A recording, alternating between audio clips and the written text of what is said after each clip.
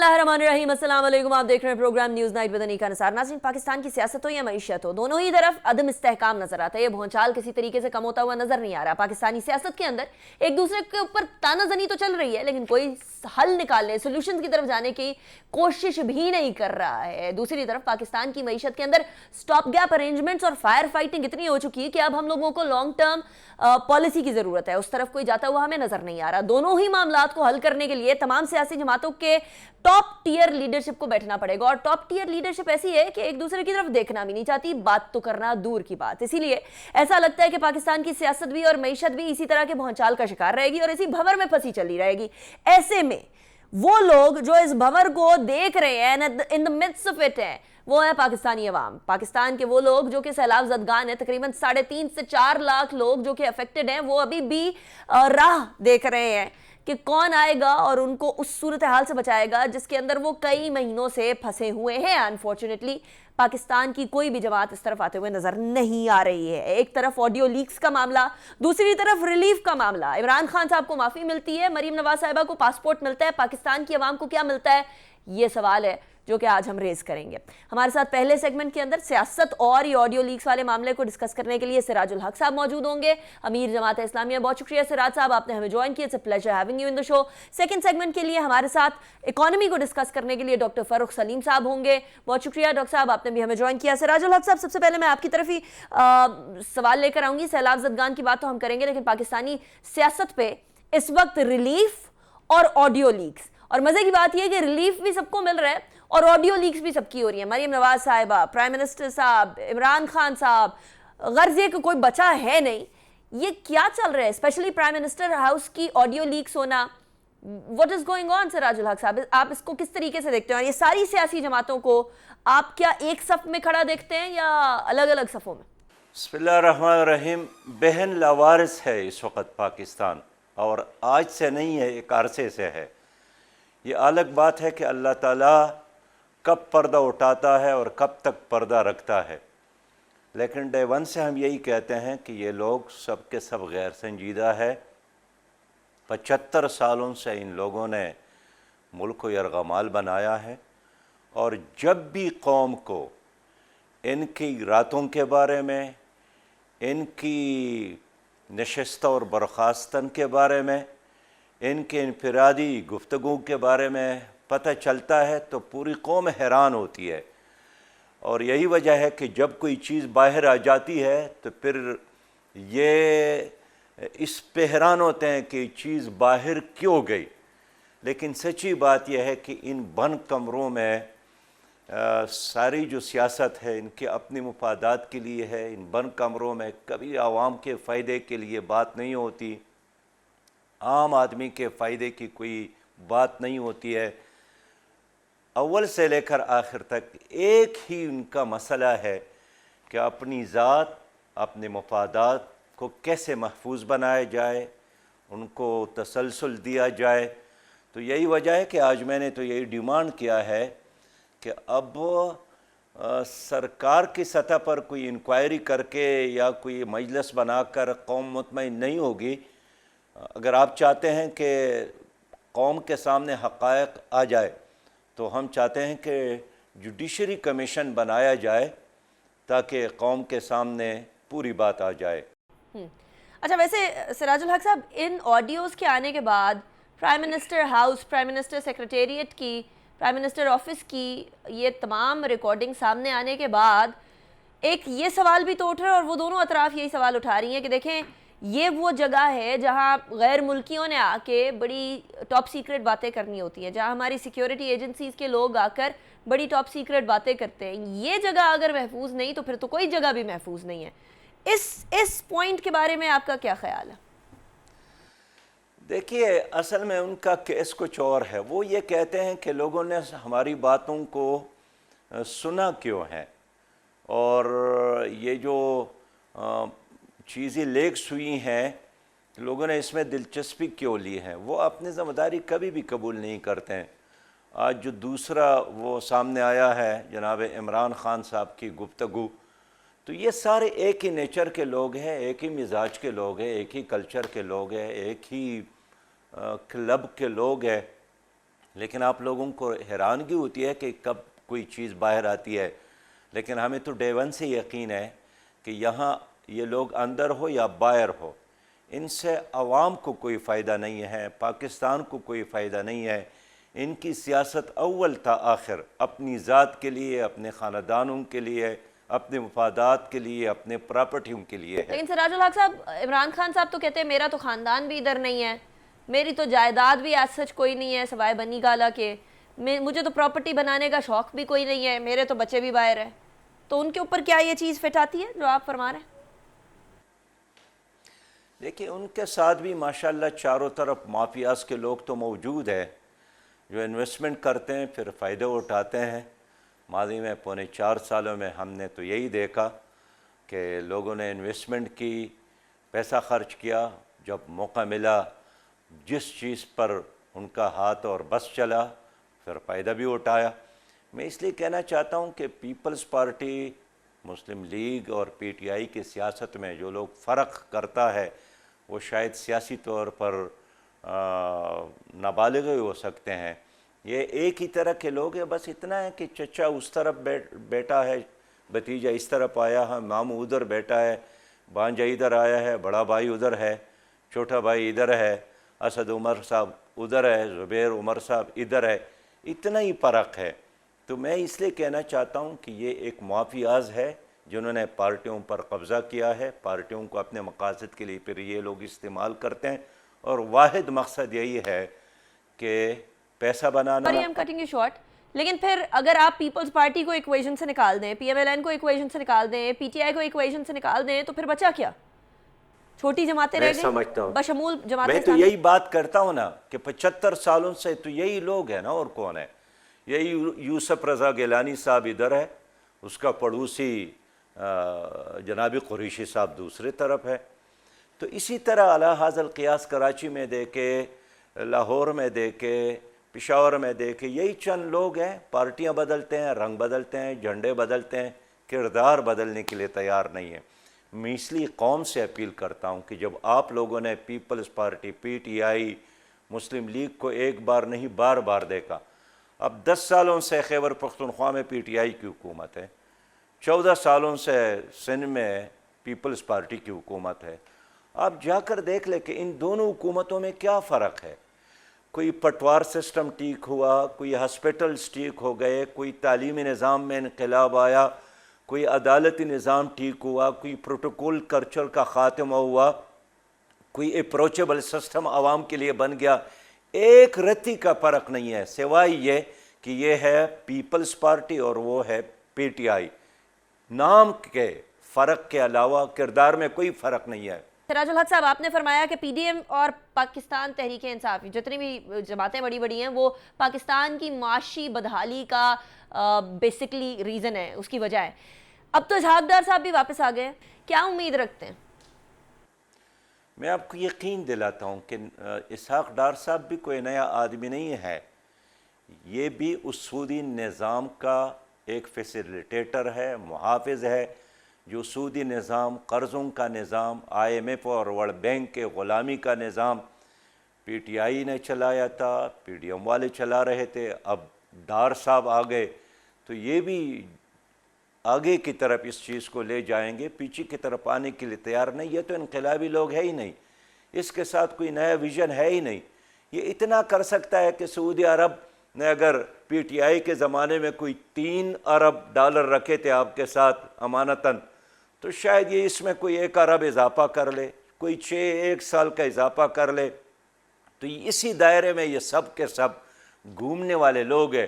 میں ایک بار پھر کہوں گا کہ جو لوگ اسحاق ڈار صاحب، مفتاح اسماعیل صاحب، شوکت ترین صاحب، اسد عمر صاحب ان میں فرق کرتے ہیں، شاید وہ سمجھتے نہیں ہیں۔ یہ ایک ہی کلب کے لوگ ہیں اور ایک ہی دائرے میں گھومنے والے لوگ ہیں اور ایک ہی آقا کے غلامی پر راضی لوگ ہیں۔ ان کے 19-20 کے سراج الحق صاحب، اس میں کوئی کون سے آقا فرق کی نہیں غلامی؟ ہے۔ کون سے آقا کی غلامی؟ ظاہر ہے یہ ورلڈ بینک کے غلام ہیں، یہ آئی ایم ایف کے غلام ہیں، جو بین الاقوامی اسٹیبلشمنٹ ہے یہ ان کے غلام ہیں۔ ان کو یقین دلاتے ہیں کہ ہمیں موقع دے دیں، ہم بہتر غلام ہو سکتے ہیں، ان کا کوئی اور کام ہی نہیں ہے سوائے اس کے علاوہ، نہ کوئی جانتا ہے اس کے علاوہ۔ اس لیے اس ملک کو اب ایک انقلابی نظام کی ضرورت ہے۔ وہ انقلابی نظام، فلاحی نظام، کامیابی کا نظام، وہ اللہ کا دین ہے۔ ہم اس لیے چاہتے ہیں کہ پاکستان ایک ویلفیئر اسلامی ریاست بنانے کے لیے فلاحی یہاں اسلامی ریاست کی بات، ریاست مدینہ کی بات تو خان صاحب نے بھی کی تھی، آپ تو ان کی کابینہ کا حصہ بھی رہے ہیں، آپ کو وہ چیز نظر نہیں آئی ادھر؟ نہیں، میں خان صاحب کی کابینہ کا کبھی حصہ نہیں رہا ہوں، اور مرکزی حکومت میں ہم نے ہمیشہ مخالفت کی ہے، نہیں، کے پی کے اندر تو آپ رہے نا؟ کے پی کے میں رہے ہیں، صوبائی حکومت کا حصہ رہے ہیں آپ، حکومت میں شامل تھے، بالکل۔ لیکن اس وقت عمران خان صاحب یہی کہتے تھے کہ اگر مجھے مرکز میں حکومت مل جائے تو میں قرضوں کی سیاست اور قرضوں کی معیشت کو ختم کروں گا، وی آئی پی کلچر کو ختم کروں گا۔ وہ جو بے شمار اعلانات آنے سے پہلے کیے تھے کہ میں 1 کروڑ لوگوں کو نوکریاں دوں گا، میں 50 لاکھ گھر بنا کر دوں گا، میں پٹوار سسٹم کو بدلوں گا، میں تعلیمی نظام، صحت کے نظام، یہ سب بدلوں گا، لیکن ظاہر ہے 4.25 سال میں تو ایک قدم بھی نہیں اٹھا سکے۔ ابھی 3 کروڑ لوگ ہمارے سیلاب کے متاثرین ہیں، ہمارے 10 لاکھ مکانات اس وقت بہہ گئے ہیں۔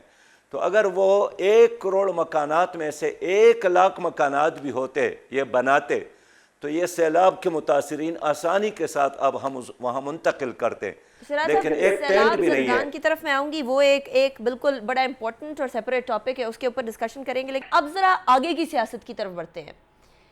ایک تو نومبر کے اندر اہم تقرری کے اوپر خان صاحب کے بہت زیادہ اچھے خاصے تند و تیز قسم کے بیانات سامنے آ رہے ہیں۔ وہ کہتے ہیں کہ کسی بھی طریقے سے شہباز شریف صاحب، زرداری صاحب، نواز شریف صاحب کو اہم تقرری نہیں کرنی چاہیے، next chief of army staff کا ڈیسیجن نہیں لینا چاہیے۔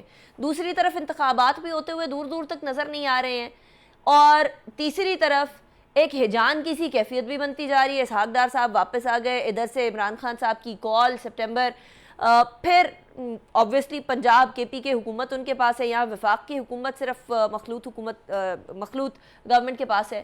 ایسی صورتحال میں سیاسی منظرنامہ آپ کے سامنے کیا اس کا خاکہ بن رہا ہے؟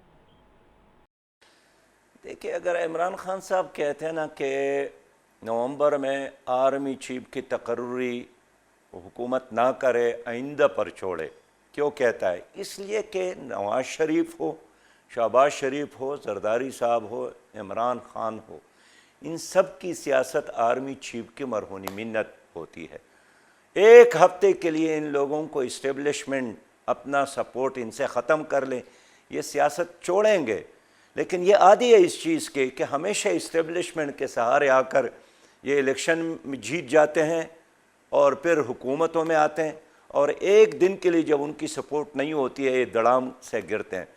تو یہ سب کے سب، یہ صرف عمران خان صاحب کی بات نہیں ہے، شہباز شریف بھی، زرداری صاحب بھی یہی چاہتے ہیں کہ الیکشن کمیشن بھی ان کے تابع ہوں، سپریم کورٹ بھی ان کے تابع ہوں، اسٹیبلش بھی ان کے تابع ہوں۔ ہمارا موقف یہ ہے کہ آرمی چیف کی تقرری میرٹ کی بنیاد پر ہو، سینیارٹی کی بنیاد پر ہو، اس طریقہ کار کے مطابق ہو، وہ کسی فرد کی مرضی کے مرہونی منت نہ ہو۔ جس طرح سپریم کورٹ کی چیف جسٹس کی تقرری کسی وزیر اعظم یا صدر کے مرہونی ہی منت نہیں ہوتا ہے۔ لیکن سراج الحق صاحب، یہ تو آئینی ریکوائرمنٹ ہے نا کہ جو پرائم منسٹر نے بات کہی ہے وہ مسٹ ہے کسی بھی ادارے کے سربراہ کے لیے ماننا، جو بھی ادارہ گورنمنٹ کے اندر آتا ہے۔ دیکھیے، ادارہ تو سپریم کورٹ بھی ہے۔ اگر سپریم کورٹ کا ایک طریقہ کار مقرر ہے اور تمہارے اوپر یہ ٹینشن نہیں ہوتا ہے کہ میں نے چیف جسٹس کس کو لگانا ہے، ایک قاعدہ ہے، 22 کروڑ عوام کو معلوم ہے کہ بھئی اس کے بعد کون چیف جسٹس بنے گا، 2 مہینوں کے لیے کون بنے گا، سال کے لیے کون بنے گا، اس لیے کہ ایک نظام موجود ہے۔ اسی طرح اگر یہ اہم ادارہ ہے تو اس کو بھی ایک قاعدے اور ضابطے کے تحت ڈالا جائے، ورنہ ماضی تو یہی ہے کہ بھٹو صاحب نے جس کو مقرر کیا تھا، یعنی ایک جونیئر ضیاء الحق صاحب کو سینئر کے اوپر لایا تھا، ہوا یہی کہ انہی کے ہاتھ ان کی حکومت ختم ہوئی۔ ہر ایک کے ساتھ یہی ہوا ہے۔ اس لیے میں چاہتا ہوں کہ توبہ کر لے اور یہ ثوابدیدی اختیارات کا خاتمہ ہو جائے اور اس کے لیے ایک نظام بنایا جائے۔ یہ 22 کروڑ عوام اب یہی چاہتے ہیں کہ حکومتیں، ادارے یہ ایک فرد کی بنیاد پر نہ چلے، ایک نظام کی بنیاد پر چلے، اصول کی بنیاد پر چلے۔ رائٹ، سراج الحق صاحب بریک کی طرف جاتے ہیں، بریک کے بعد واپس آئیں گے، اس کے بعد پھر سیلاب زدگان کی کچھ آہو پکار اور ان کی آواز بھی بننے کی کوشش کریں گے ایک بریک کے بعد۔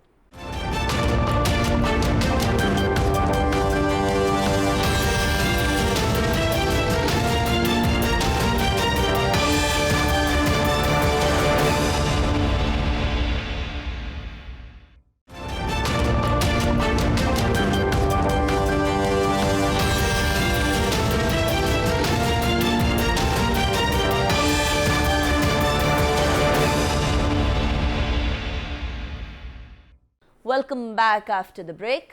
اچھا سراج الحق صاحب، اب ذرا چلتے ہیں سیلاب زدگان کی طرف، کیونکہ الخدمت بہت کام کر رہی ہے، وی مسٹ اپریشیٹ جہاں جو اچھا کام کر رہے ہیں ان کو۔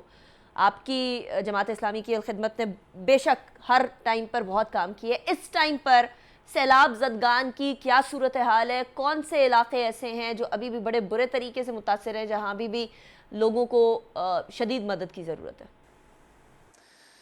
دیکھیے، میں نے خود اور میری مرکزی ٹیم نے، میری صوبائی ٹیم نے میرے ساتھ بلوچستان کا تفصیلی دورہ کیا، اندرونی سندھ کا تفصیلی دورہ کیا، جنوبی پنجاب کا بھی تفصیلی دورہ کیا، میاں والی کا، ٹانگ کا، ڈیر اسماعیل خان کا، سوات کا، دیر کا، حتیٰ کہ گلگت اور بلتستان کا بھی تفصیلی دورہ کیا۔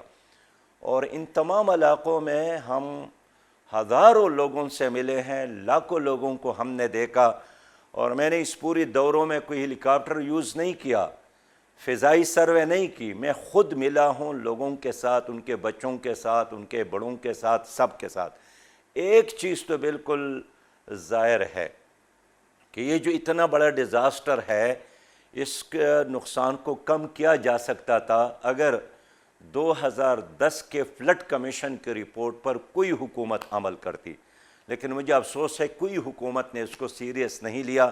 کمیشن ضرور بنا، اس پہ خرچ بھی ہوا، رپورٹ بھی آیا، لیکن عمل کسی نے نہیں کیا۔ ایک دوسری بات ہے کہ اس پورے ڈیزاسٹر کے دوران ہنوز حکومت نظر نہیں آتا ہے، نہ سندھ میں نظر آتا ہے، نہ بلوچستان میں نظر آتا ہے، نہ گلگت بلتستان میں۔ اور اتنا افراتفری ہے کہ جب وزیر اعظم پاکستان شہباز شریف صاحب گلگت گئے تو گلگت کے وزیر اعلیٰ نے یعنی ان کا استقبال بھی نہیں کیا، وہ اکیلے گئے اور وہاں لوگوں سے مل کر واپس آ گئے۔ تو اس مصیبت کے لمحے میں بھی آج تک شہباز شریف کا، خیبر پختونخوا کے وزیر اعلیٰ کا، پنجاب کے وزیر اعلیٰ کا کوئی میٹنگ نہیں ہوا ہے۔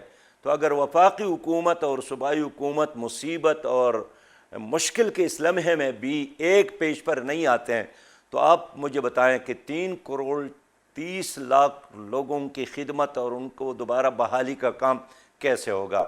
تیسری بات یہ ہے کہ خود حکومت نے اعتراف بھی کیا ہے کہ اب تک ہم لوگوں کو فیملی ٹینٹ نہیں دے سکے، اور بعض علاقوں میں سردیاں ہیں، لوگوں کے ساتھ چھت کا انتظام نہیں ہے۔ ٹھیک ہے، میں پاکستان کی عوام کو سلام پیش کرتا ہوں کہ انہوں نے جس طرح الخدمت فاؤنڈیشن پر اعتماد کیا اور باقی رفاہی اداروں پر اعتماد کیا، 100 بار میں ان کو سلام پیش کرتا ہوں، لیکن ظاہر بات ہے جب تک حکومت اپنی ذمہ داری پوری نہ کرے یہ کام مشکل ہوگا۔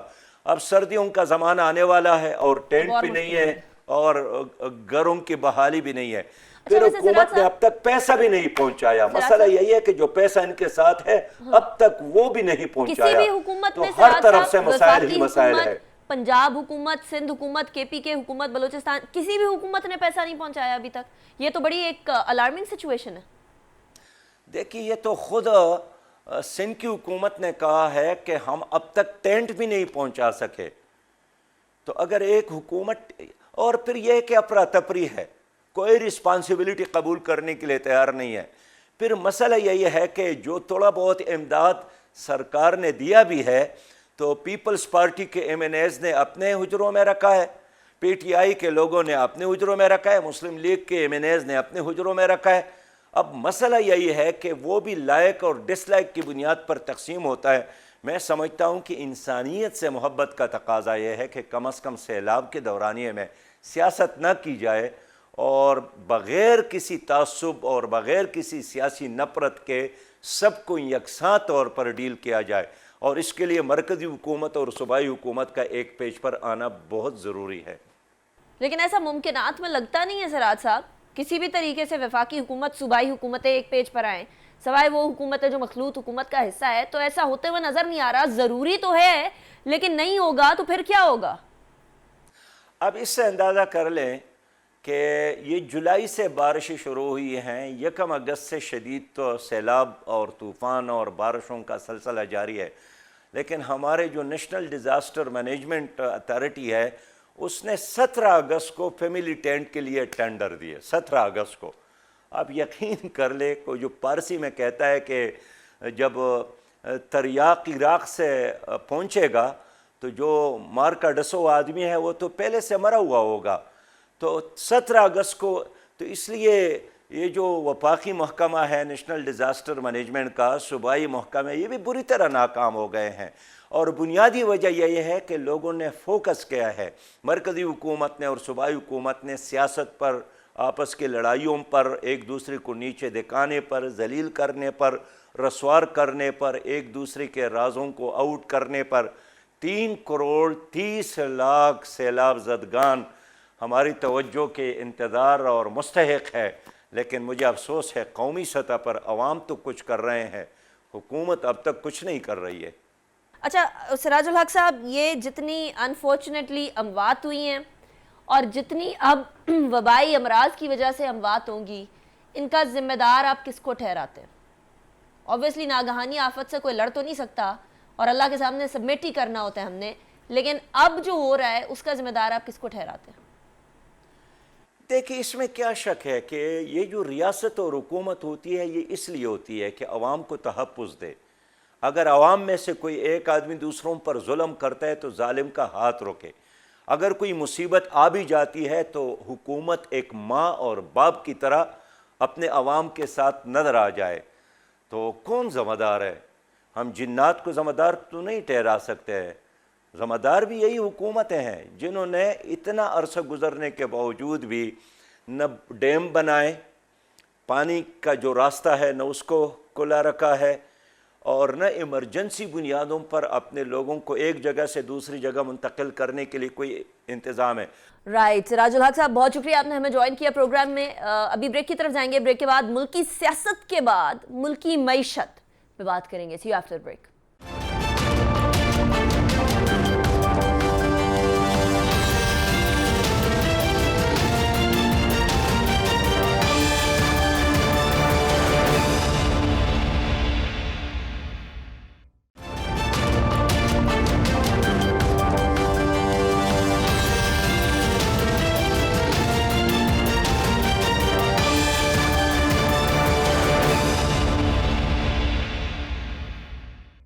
Welcome back after break. Pakistani سیاست کے اندر کیا چل رہا ہے وہ آپ کے سامنے تھا. اب پاکستانی معیشت کی بات کرتے ہیں. اسحاق ڈار صاحب کی واپسی کو بڑے خوشائند طریقے سے لیا جا رہا ہے, بالخصوص حکومتی حلقوں کے اندر کہ ڈار صاحب آئے ہیں. 12 روپے پیٹرول کی قیمتوں کے اندر کمی ہو گئی ہے, 12 روپے کے قریبی ڈالر سستا ہو گیا ہے, لیکن فیکٹ آف دا میٹر ہے کہ پاکستانی معیشت اس ٹائم پر شدید اوور آل درکار ہے اس کو, اس لیے کیونکہ ڈار صاحب کے بارے میں جو کہا جاتا ہے کہ فگر فجنگ ہو رہی ہے اور وہ سارے معاملات, اگر وہ واقعی میں ہو رہی ہے, اگر وہ واقعی میں ٹرو ہے تو پھر یہ پاکستانی معیشت کا سلوشن نہیں ہے. ڈاکٹر فاروق سلیم صاحب ہمارے ساتھ موجود ہیں, very well known economist. Doctor صاحب thank you very much. Doctor صاحب, اسحاق ڈار صاحب کی واپسی پہ فوری طور پر عوام کو ریلیف ملا ہے, اس میں کوئی شک کی بات نہیں ہے, لیکن کیا یہ لانگ ٹرم اور سسٹینیبل ہے یا نہیں؟